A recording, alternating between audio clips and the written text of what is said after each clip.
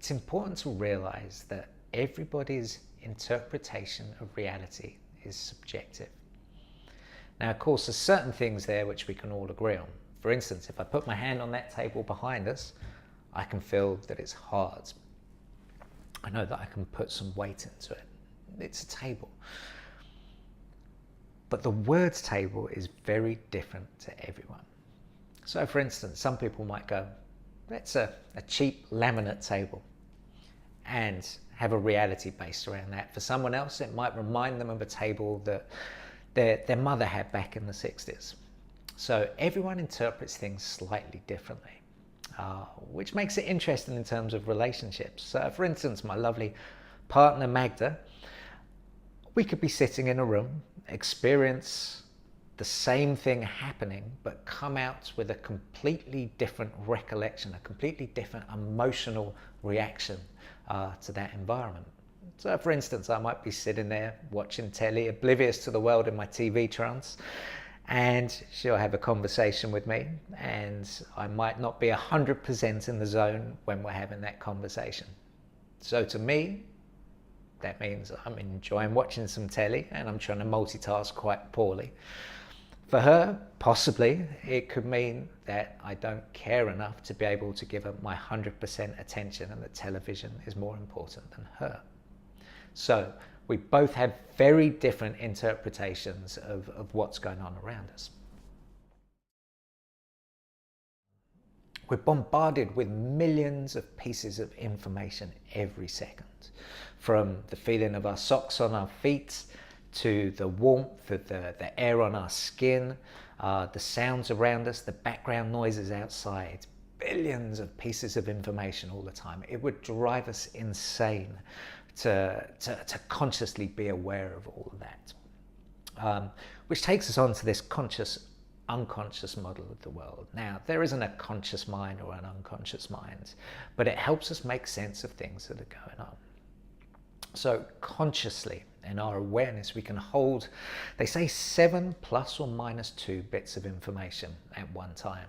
So you might be sitting here listening to me, being aware of the temperature, figuring out how to work the computer screen as it's going on, turning the volume down. You can get 7 bits of information in there. But then when something else sneaks in, something else has to go. And that goes into the background, which is our unconscious mind. So I like to think of it a little bit like when I'm popping on an aeroplane. So in my hand baggage, that limited small bag I can take on with me, I'm going to take on my essentials. So my 7 bits of information in my conscious awareness. Everything else goes in the hold underneath. So that big bag full of my underpants, my deodorant, everything else which I might not need in the present goes underneath. And that's our unconscious mind. And so much of our behavior is driven by what's going on in the background, in our unconscious mind. And so we're not always aware of these drivers which are creating these behaviors. So how do we filter this information? So first of all, from the senses, let's take our hands. We can feel friction, we can feel some warmth building. All this information gets sent up our nervous system through the thalamus, which is kind of a junction box, and it goes into the brain, where then we start to process things. Now, how do we organize all of these experiences? Well, there's 3 things which help us make sense of things. The first of all, we have something called deletion. So our overall goal is to survive. We want to live today, and we'd like to live tomorrow, and if possible, eat and create children. So based around those primary drivers, anything else which isn't important, we can delete. So, for instance, I might not need to know that I'm feeling my socks on my feet inside my shoes. But if I was to tread on something sharp, all of a sudden that would threaten my survival. So that goes into my conscious awareness and says, oi, take care of this. We also have something called distortion, which means that we expect to see what we expect to see. unless something becomes more important. So let's use the lovely Magdalena again as an example. When I pop home, if she's had a haircut and she's gone in for a trim, a little bit of colour, and it's kind of similar to the one that she had before that, and before that, and before that, I'm sometimes guilty of not being aware of the haircut. Again, it doesn't mean I don't care. But if I came back and suddenly it was bright red with spikes all over it, it would come into my conscious awareness. I would notice the difference. So again, we have something called generalization. Now, generalization is the way that our body looks for patterns. So instead of having to put all the pieces together, it can go, okay, I know how this starts, I know what happens here, so I can save this as one block of information. So for instance, if I get out of bed, for 42 years now, I've put my foot on the floor and there's been a floor there. Now, if every time I got out of bed, I had to think, is there a floor?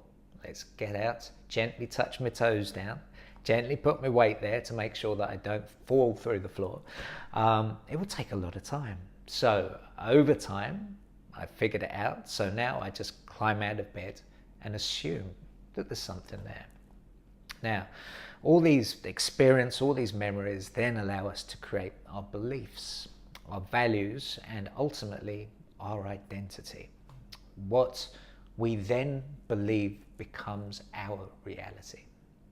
And again, it's a very subjective experience based around all these things which have allowed us to save these memories and create this experience.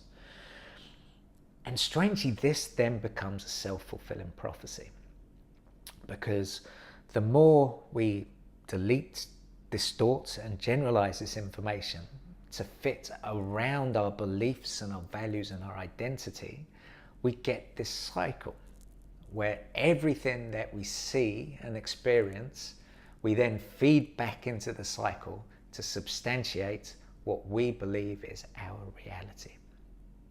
So it becomes this fascinating cycle where in order to get out of it, we just need to take a step back, have a different viewpoint in, which then allows us the space to create change.